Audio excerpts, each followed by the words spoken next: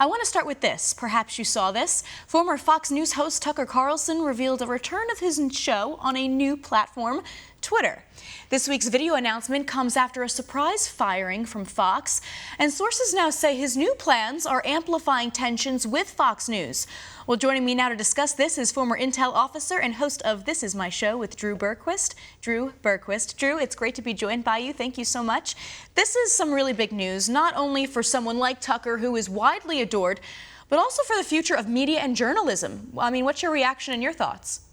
Yeah, absolutely. I think this is a clear sign that, hey, you do not have to be on traditional cable anymore, one of the big, so-called big, traditional networks, to have a voice, to have a reach and an impact. This is, as we've seen Twitter change and kind of evolve since Elon took it over, mostly in a positive way. This is something that will just continue to trend that direction. And it shows that if you're someone like Tucker, who is, as you said, very much so adored, people will find him. And whether it's Twitter or elsewhere, people will find him, and that audience will go with him. That platform will grow with him as well. And speaking of Twitter, of course, Elon Musk announced the new CEO of Twitter, Linda Yaccarino. She's also an executive at NBC Universal and top official at the World Economic Forum. Lots of mixed reactions. What are your thoughts on this move?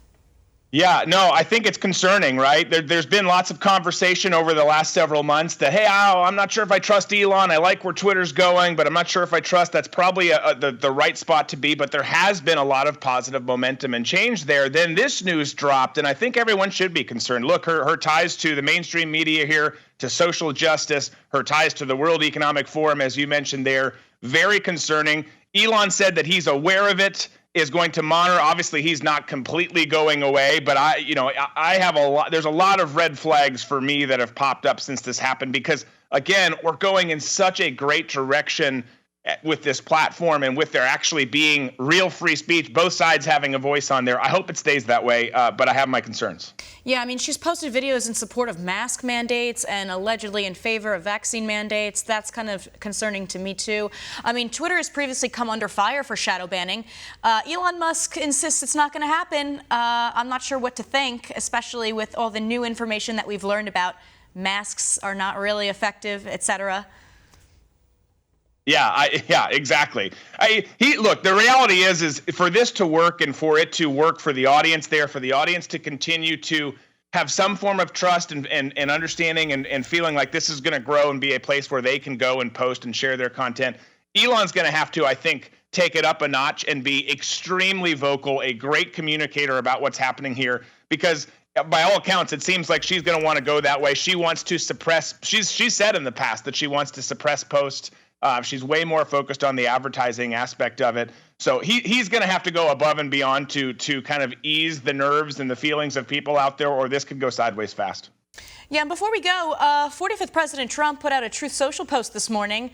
I want to get your reaction to this, saying that Fox News will be airing his entire Iowa rally tonight, adding that he saw the record numbers done on CNN, and they want in on the action. Speaking of CNN, Trump obviously completely owned that town hall with them, but now there's articles in the Washington Post reporting that CNN's leadership is under fire after all the backlash that they've gotten from both sides of the aisle. This is now raising questions about the future of both of these networks, especially heading into the 2024 election. So what do you think? Yeah, well, I think they both should be under fire. It's going to be really interesting. CNN, the smugness, the rudeness that came out of that event the other night was frustrating to see other humans act that way, the way that Caitlyn did. And then I think, what it really did is it showed the world exactly what we all already knew, right? But their bias is clear. It is very strong. And that came out of that. On the flip side, you've got Fox, who definitely this is totally a ratings game. They've been getting crushed, annihilated in the ratings since parting ways with Tucker. So they need some of that action as well. But they're going to have to be careful. They're going to also have to be careful in how they handle the dispute over Tucker's contract, because if they try and drag him through the mud publicly, it's going to crush them. They will be irrelevant, or a lot more irrelevant, come the 2024 election, and Tucker and people on less traditional digital media are going to be the ones with the audience. So they're in a precarious position, which I kind of love, if I'm being honest, because I think both of them are the enemy of the people. Yeah, I mean, it's very interesting to see what's happening in our mainstream media. I mean, certainly you looked at these networks like 10 years ago and beyond, and you're like, you would never expect this to happen right here in 2023. Of course, us here at OAN will be airing Trump's Iowa rally in its entirety as usual, 7 p.m. Eastern Time, 4 p.m. Pacific. Drew, I want to thank you so much for your insight. Also, I love the new studio. It looks awesome. Remind our audience where they can check out your show.